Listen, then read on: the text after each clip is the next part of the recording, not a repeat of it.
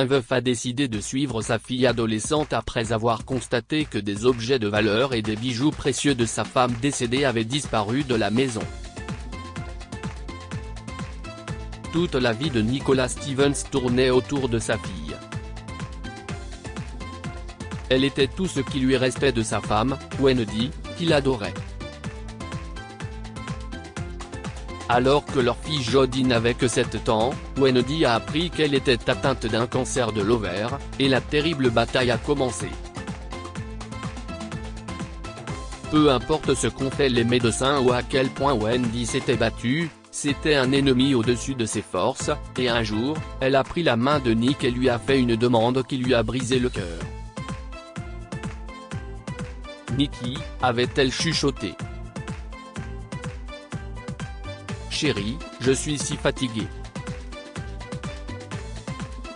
Nick avait souri bravement et lui avait baisé la main.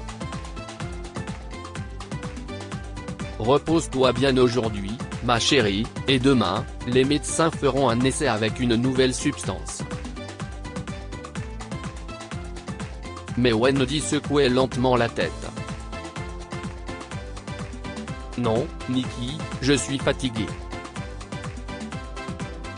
S'il te plaît, je peux me reposer maintenant ? Nick a compris ce que sa femme lui disait, elle lui demandait de la laisser partir, de trouver la paix. Des larmes ont coulé sur ses joues. Mais Jodie. Bébé, qu'en est-il de Jodie ? Wendy pleurait-elle aussi. Elle a tout le temps peur, Nikki. Je veux qu'elle aille au parc le dimanche, pas qu'elle vienne à l'hôpital. Mon amour, nous savons tous les deux que ce n'est qu'une question de temps. Plus de médicaments prolongeront ma vie et ma douleur quelques mois de plus, mais à quel prix ? Je veux juste arrêter les traitements et profiter du dernier jour de ma vie avec un peu de sérénité, avec toi et Jodie. Nick a parlé aux médecins et ils ont tristement confirmé ce que Wendy avait dit.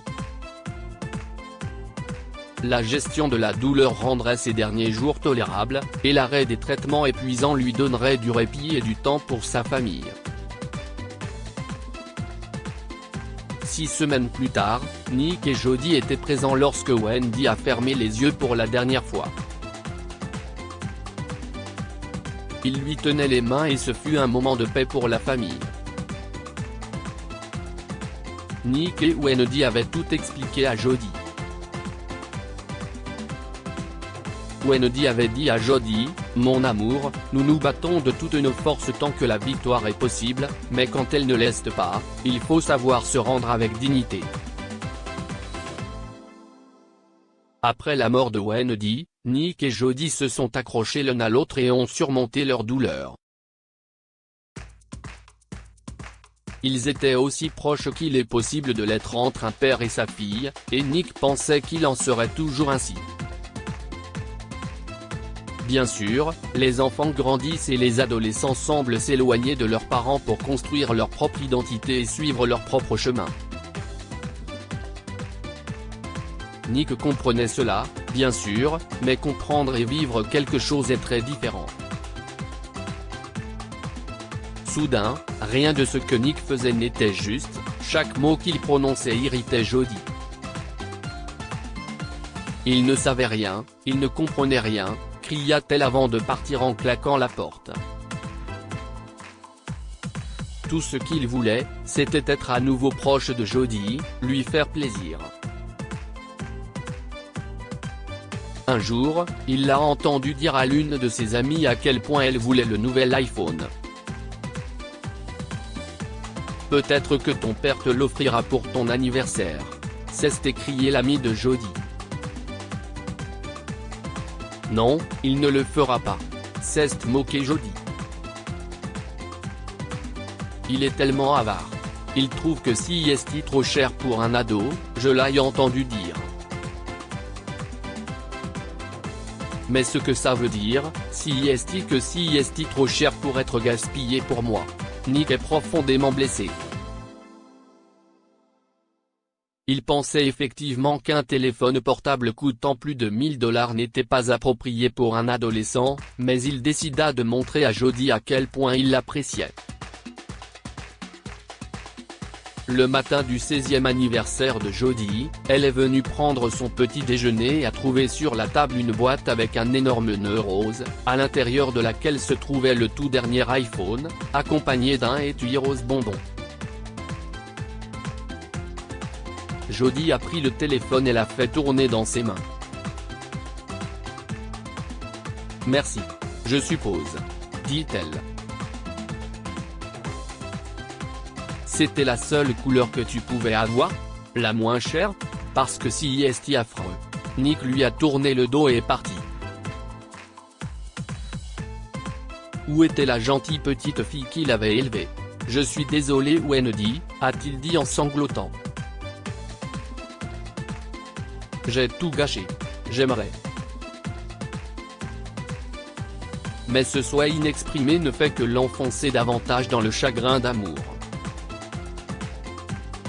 Nick essayait de joindre sa fille, mais elle était toujours trop occupée, trop distraite, ou tout simplement pas intéressée. Un jour, il a remarqué que son iPhone avait disparu et qu'elle se promenait avec son ancien téléphone. « Où est ton téléphone ?» lui a demandé Nick.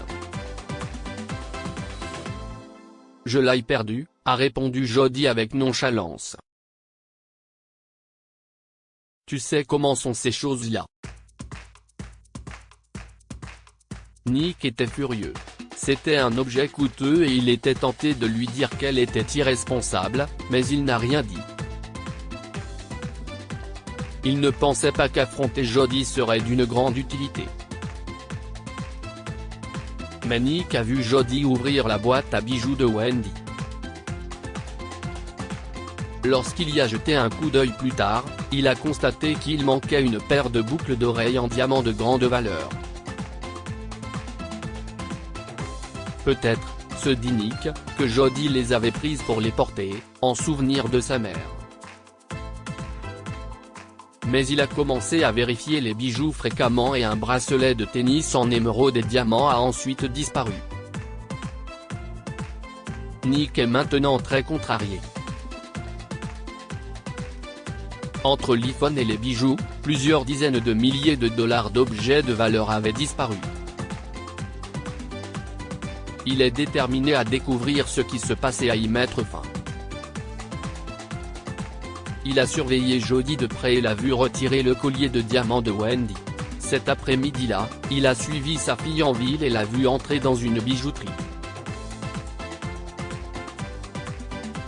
Une heure plus tard, elle est sortie et a pris un taxi. Nick est stupéfait de la voir entrer dans l'hôpital où Wendy avait été soignée tant d'années auparavant. À l'intérieur, Jodie s'est approchée de la réception et a remis une grosse liasse de billets. Puis elle s'est dirigée vers l'un des ascenseurs. Nick a demandé à la réceptionniste à qui Jodie rendait visite. Elle a laissé son téléphone dans le taxi, dit-il dans un élan d'inspiration.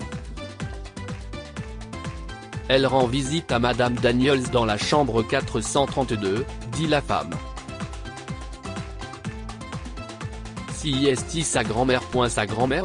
Nick est à nouveau abasourdi, mais il s'est rendu dans la chambre et a vu que sa fille était assise sur le lit et tenait la main d'une dame âgée à l'air familier. Jodie? Dit-il. Qu'est-ce ce que tu fais ici? Que se passe-t-il? Jodie s'est levée d'un bond et avait l'air très effrayée, mais elle n'a pas lâché la main de la dame âgée. Je suis ici pour Madame Daniels, papa. Elle a besoin de moi, elle est à nouveau malade. Encore? A demandé Nick, déconcerté. Madame Daniels lui était si familière. Oh, vous avez partagé une chambre avec Wendy, s'exclama-t-il. Vous avez guéri. Madame Daniels a souri tristement. J'étais en rémission, si est-il vrai, mais je crains que mon cancer ne soit revenu il y a 6 mois. Je suis vraiment désolé, dit Nick, mais il regardait Jodie en se demandant ce qui se passait. Sa fille rougit. J'ai aidé Madame Daniels, a expliqué Jodie. Son mari est mort, tu vois, et son fils n'a pas les moyens de payer les traitements supplémentaires. Alors tu as vendu l'iPhone et les bijoux de maman ? A demandé Nick avec gentillesse. Madame Daniels a sursauté. Tu as vendu les bijoux de Wendy pour Myder ? S'est-elle écriée, bouleversée. Ce sont mes bijoux maintenant, a crié Jodie. Papa a dit que c'était le mien et je pense que ta vie vaut plus que quelques diamants. Elle s'est mise à sangloter. Je ne peux pas me permettre de perdre d'autres personnes. Nick l'a entourée dans ses bras. Tu ne m'as pas perdu, chérie, et tu ne perdras pas Madame Daniels. Tu te souviens de ce que maman disait toujours ? Jodie a hoché la tête et s'est essuyé le nez. Nous nous battons de toutes nos forces tant que la victoire est possible, et si est ce que nous allons faire. Mais nous allons nous battre en famille. Et si est ce qu'ils l'ont fait.